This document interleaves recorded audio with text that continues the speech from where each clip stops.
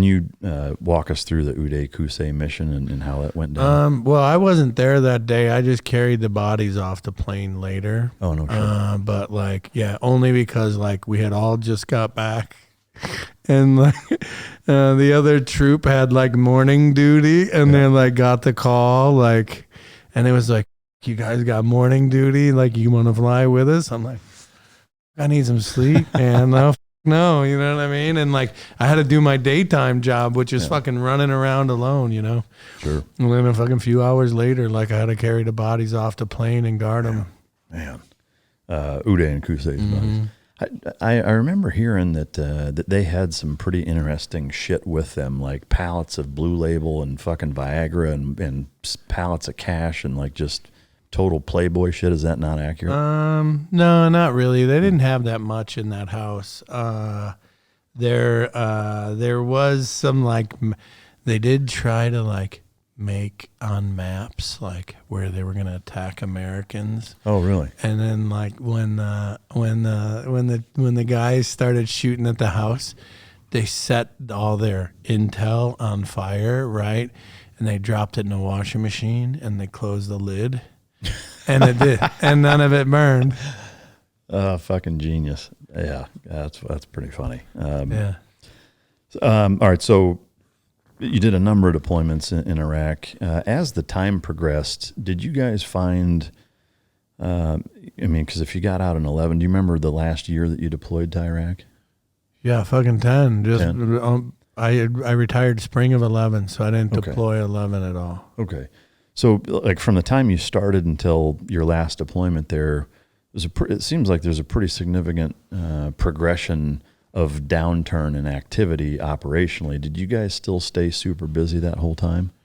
I don't know, man. I was a sergeant major, so I was kind of, towards the end there, I was kind of out of the loop of what the guys were doing. But I would say this, the guys were busy. And then as they both, Iraq and Afghanistan, went on, the Army wants to take it over. Yeah. You know what I mean? That's just how it works. And when that happens, it sucks. It's game over, yeah. From a deck of cards standpoint, in terms of super high value targets, did you guys, any raids that you were on in particular, did you get any of those guys? Yeah, fuck yeah, man. I mean, like I just told you, Uday Qusay, there's two aces right there. Saddam, I'd left. And he was captured like 8 or 9 days. We knew we were close. We knew we were tightening. It just was Christmas time. Our rotation was over. Yeah. I got home, and then it was like, I heard he was captured. It was like, what in the fuck? We knew we were close. You know what I mean? So the dudes that got him had just showed up and fucking... Yeah, Man. They showed up on like, we were chipping away at it, man. That's just how it goes. Yeah. And we had rolled up everybody. I had all the guys close at one point. We rolled up everybody. Yeah.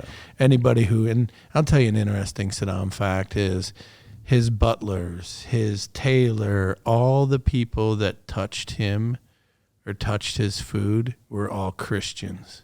Really? Yeah, because like Muslims kill you, kill them. That's good for their God. You go to heaven. Christians, you kill you, you're bad.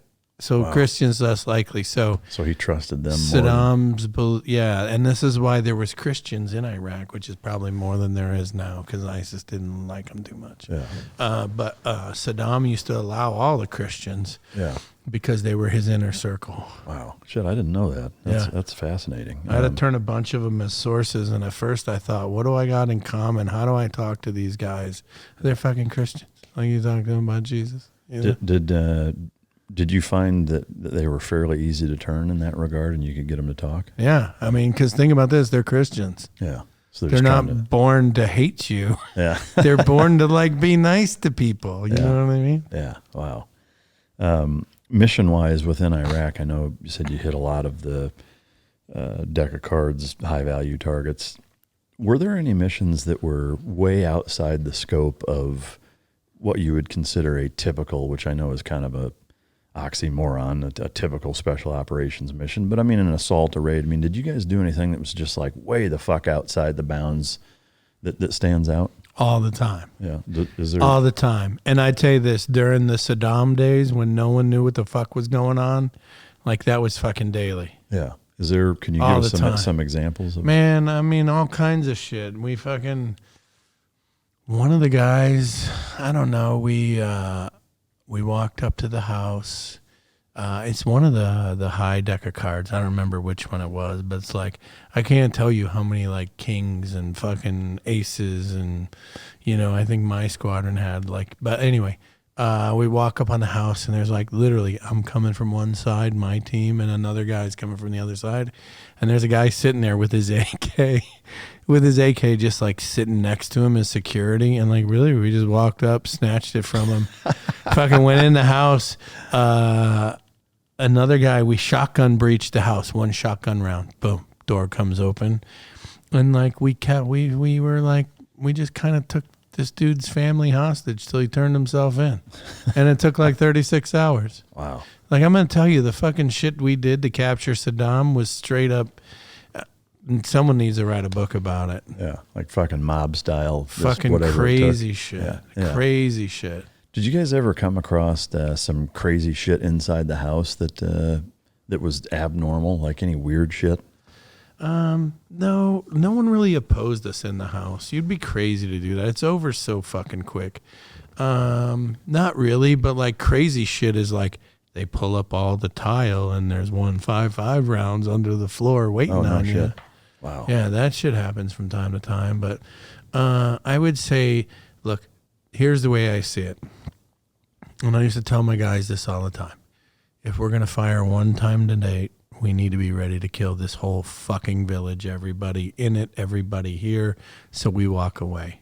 The reality is we can probably make sure that doesn't happen tonight by not firing that shot and fucking trying to sort out these problems one by one.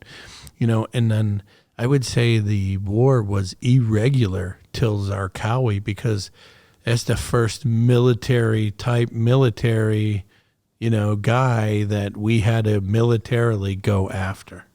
So you saw a significant shift once Zarqawi took over in terms of the opposition you were facing? Fuck yeah. It's a lot more fierce? Fuck yeah. Yeah. Did it seem like it was more difficult for you guys at that point? Well, it went from like, you know, someone had a Saddam sighting in Baghdad. We have to go to this house. And then like, oh, we got 12 males in the house. Let's look at these guys. Oh, 12 guys with Saddam mustaches is what we fucking got here. It could be a fucking Saddam's fucking convention. Yeah. Oh, what you don't know, that was the most popular look in fucking Iraq. You know what I mean? Like, so like there is some fucking weird shit in the beginning of the war that you couldn't have accounted for or even seen coming. You know what I mean? Yeah. And then Zarqawi, man, we created that market on foreign fighters and they came to die like you read about and we were willing to give it to them. Yeah.